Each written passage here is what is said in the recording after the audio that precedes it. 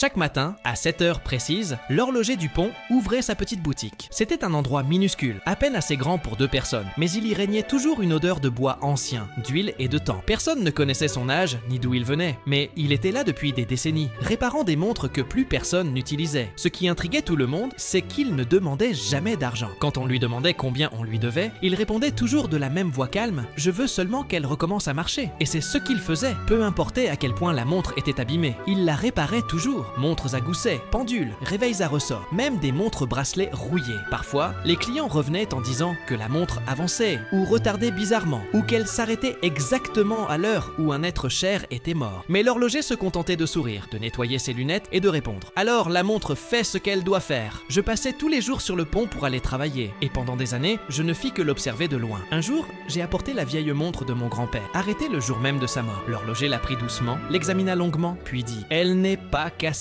Elle s'est simplement arrêtée pour se souvenir. Je n'ai pas compris ce qu'il voulait dire, mais je la lui ai laissée. Une semaine plus tard, je suis revenu, et il me l'a rendue, parfaitement réparée. Quand elle sonnera 7 heures, écoutez bien, m'a-t-il dit. N'écoutez pas seulement le tic-tac, écoutez ce qui manque au silence. Depuis ce jour, chaque matin, quand la montre indique 7 heures, j'entends quelque chose d'autre, un écho léger, comme la voix de mon grand-père qui prononce mon nom. Hier, je suis retourné sur le pont. La boutique avait disparu. Il ne restait qu'un espace vide et le murmure de la rivière en dessous. Mais la montre, elle, fonctionne toujours, aussi ponctuelle qu'avant. Et chaque fois que je la regarde, les aiguilles semblent ralentir un peu, comme si elle m'attendait.